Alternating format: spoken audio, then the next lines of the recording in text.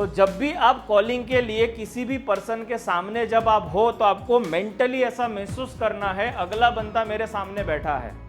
तो आपकी पोजीशन जो होनी चाहिए, वो बोलते हैं ना, एक होती है विश्राम और एक होती है सावधान। तो आपकी अटेंडेंस की पोजीशन होनी चाहिए, सावधान की पोजीशन होनी चाहिए। आप बिखरे हुए हो, आपका टेबल बिखरा हुआ है, आपने पैर ऊपर रख दिए हैं, आप चेयर को घुमा रहे हो, डांस करवा रहे हो और उसके बाद आप कॉल लगा रहे हो, तो कॉल के ऊपर कैसी बात होगी?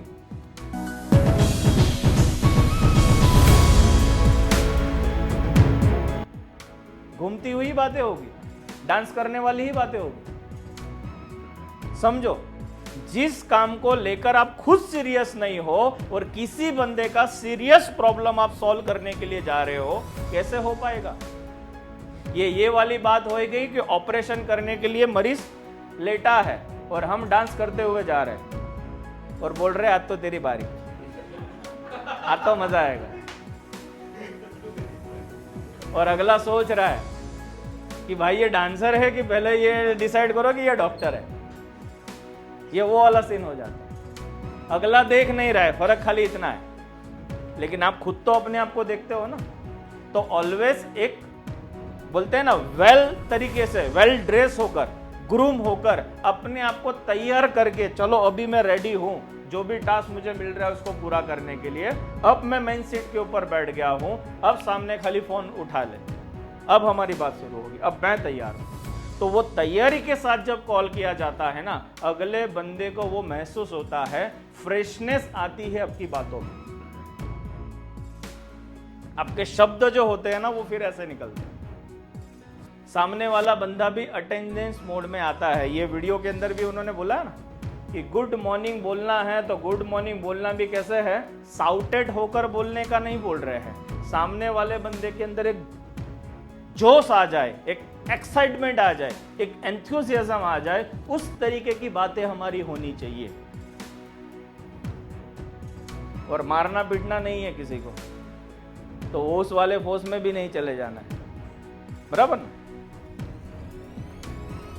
क्या क्या चीजों को ध्यान रखना है, तो इतनी चीजें आपको ध्यान रखना है। सबसे पहला आप लोगों का क्या क्लियर होना चाहिए, तो जब भी आप कॉलिंग करने के लिए जा रहे हो उससे पहले आप चले जाओ बाथरूम में और अपने आप को जाकर एक बार चेक करके आ जाओ कि मैं प्रॉपर तो हूं। दूसरा क्या करना है, आपका चेहरे पे क्या होना चाहिए, 12 बजे हुए नहीं होने चाहिए। बहुत सारे लोगों के चेहरे में देखता हूं वीडियो के माध्यम से, मुरझे मुरझे से होते, मरे मरे से होते, लगता है अभी किसी का कत्ल करके आए, या तो आज उसकी बारी है, उसका होने वाला है। तो चेहरे पे 12 मत बजाओ, स्माइल रखो, क्योंकि जब हम खुद अंदर से खुश हो गए ना, हम किसी को खुश कर पाएंगे। और जब आप खुद दुखी हो ना, आप किसी को खुश नहीं कर पाओगे। फिर आता है सिटिंग में होना या स्टैंड में होना। तो खड़े हो तो प्रॉपर ढंग से खड़े रह जाओ, और बैठे हो तो प्रॉपर ढंग से बैठो। और आप काम करने के लिए आते हो, यहां पर लोग पलाठी माल के बैठते हैं।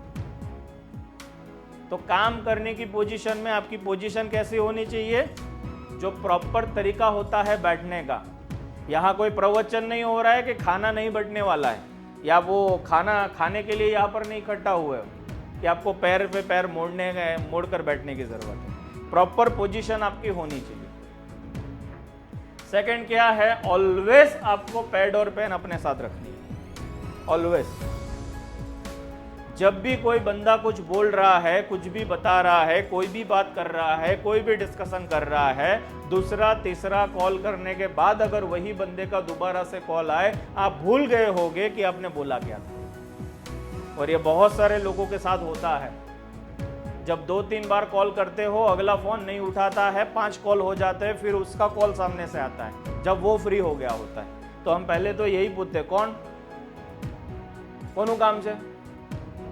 फिर वो बोलता है, क्या आपने ही फोन किया था, आप ही बताओ कि क्या काम है। तो हमें खुद को ये क्लियर नहीं होता है कि हमने इसको 2-5 मिनट पहले फोन किया है। तो अगर आपने लिखा होगा, नोट किया होगा, तो आपको पता होगा कि इनका एंगेज आ रहा है, इनका ये आ रहा है, इनका वो आ रहा है। तो जब भी फोन उठाओ तो आप टैली कर पाओ। और आपने लिखा हुआ होगा कि इनका क्या क्या है, तो आपको पता चलेगा कि अब आगे करना क्या है। और सबसे ज्यादा लास्ट में क्या होता है? आपकी बातचीत, आपका शब्द, आपके बोल सामने वाले को सुनने में मजा आना चाहिए। तो टोन जो है वो कैसा होना चाहिए? सारे गामा पा ध निसा होना चाहिए, सुर में होना चाहिए। क्योंकि तबला तो हम भी बजा लेते हैं, लेकिन हमें ही पता है हम कैसे बजाते हैं। और वही तबला कोई और बंदा बजाता है, उसको सुनने के लिए लाखों की टिकट खरीद के लोग जाते हैं, वो भी तबला ही बजाता है और वो उतना पैसा चार्ज करता है, लोग देते हैं। गिटार हमें भी अगर कोई दे दे तो हम भी तो थोड़ा टुन टुन टुन कर दी देंगे, बजा तो लेंगे ही, लेकिन हम प्रोफेशनल नहीं हैं। और जो प्रोफेशनल हो चुके हैं, जिन्होंने 10 साल से एक ही काम किया है, उनको सुनने के लिए लोग टिकट देकर आते हैं। तो सवाल यही है कि जब आप किसी बंदे के साथ बात कर रहे हो, क्या सामने वाला बंदा आपको सुनने के लिए तैयार है? क्या आपकी बातें उसको सुनने में, बोलने में अच्छी लग रही है? तो उसकी क्या करनी पड़ेगी आपको अपना ही जो कॉल है या आपको अपना ही बातचीत करने का जो मोड है, उसको आपको करना पड़ेगा रिकॉर्ड। और जब आप यहाँ से जाते हो शाम को, सारे कॉल नहीं, रैंडमली 3, 4, 5 कॉल आप खुद अपना सुनो और देखो आपने क्या बोला, कस्टमर ने क्या बोला। आपको खुद को पता चलेगा कि कहाँ मेरी क्या गलती हो रही है, मैं क्या बोल रहा हूँ। आपको खुद को ऐसा महसूस होगा कि इसको तो 1 रुपया मैं नहीं दूँ। ये जिसने फ़ोन किया था ना, वो कौन होता है? हम खुद। और हम खुद ही बोलेंगे अपने को कि इसको तो मैं 1 रुपया मैं खुद ना दूँ। ऐसी बातें कर रहा है, क्योंकि हमारी बातों में वो दम ही नहीं है कि सामने वाले बंदे को सुनना पसंद आए, लेना पसंद आए, खरीदना पसंद आए। तो खरीदने तक हम पहुंचते ही नहीं। फिर आगे हमें ऑलवेज ध्यान रखना है कि जब भी हम टेलीफोनिक कॉल कर रहे हैं, हमारा ग्रीटिंग कैसा होना चाहिए? एनर्जेटिक। हमारे पास पहले तो कोई प्रोडक्ट नहीं है। हम जो बेच रहे हैं वो क्या बेच रहे हैं? कॉन्सेप्ट बेच रहे हैं। हम जो दे रहे हैं वो क्या दे रहे हैं? सर्विस दे रहे हैं। तो ऑलवेज हमारे पास कोई दिखाने के लिए कोई चीज़ है ही नहीं। तो इसका मतलब कभी भी ये मत समझना कि आप कुछ नहीं दे रहे। जब भी आप किसी के साथ सेल्स में बैठे हो, आप सबसे बड़ा काम क्या दे रहे हो पता है? अपनी जो एनर्जी है ना, वो ट्रांसफॉर्म कर रहे हो। और सामने वाले बंदे को एनर्जाइज करना पड़ेगा, क्योंकि ज़्यादातर लोग फ़ोन उठा तो लेते हैं, खरीदने की पोजीशन में नहीं होते हैं। मतलब वो खरीदार नहीं बने हुए होते। वो क्या होते हैं? किसी कंपनी के मालिक। वो हमारे कस्टमर नहीं होते हैं। हमें किसी कंपनी के मालिक में से उसको हमारा कस्टमर बनाना है।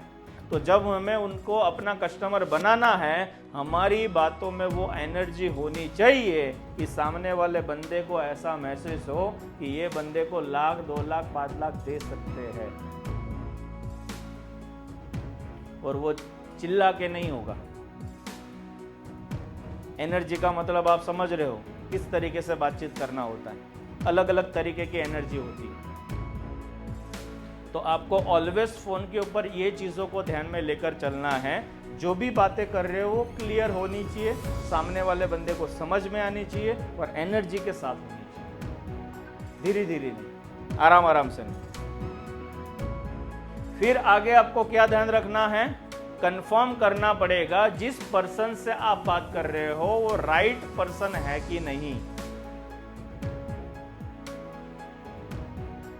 क्योंकि ज़्यादातर लोगों को हमने देखा है, जब फ़ोन उठाकर बात करना शुरू करते हैं तो एक कैसेट बजनी शुरू हो जाती है रिकॉर्डिंग की हुई, और उसका फुल स्टॉप जो होता है या स्टॉप बटन जो होता है वो होता ही नहीं है, सीधा एंड हो जाता है। फिर अगले को पता चलता है भाई इसने तो साइलेंट रखा था, क्योंकि वो और किसी के साथ बात कर रहा होता है। तो जब भी कॉलिंग करो, जब भी बातचीत करो, आज के टाइम के अंदर पहले ही कंफर्म कर लो ऑथोराइज पर्सन से बात हो रही है कि नहीं। और क्या चीज़ों का मेजर करना है, हर बार मैं ये बताता हूं, आज भी मैं आपको बताना चाहूँगा। MAN लिखो। जब भी मेजरमेंट करने की बारी आए ना, तो MAN को याद रखना है। स्कैन क्या करना है इन 3 चीजों को। M मतलब नहीं, M मतलब मनी। उस इंसान से बात करो जिसके पास पैसा है, जिसकी खुद की हालत फटी हाल है, वो कभी आपको 2 रुपया 3 रुपया 5 रुपया नहीं देगा। तो पैसा वाला बंदा होना चाहिए, या जो प्रोडक्ट आप उसको देना चाहते हो उसकी पॉकेट कैपेसिटी वो होनी चाहिए। दूसरा ए, तो ए का मतलब होता है कि सामने वाला बंदा ऑलवेज ऑथोराइज्ड पर्सन होना चाहिए। कई बार होता ये है वो खुद कुछ डिसीजन नहीं लेता है, वो अपने पापा से पूछ के लेता है, अपने भाई से पूछ के लेता है, अपने काका को पूछ के लेता है, या अपनी बीबी को पूछ के लेता है।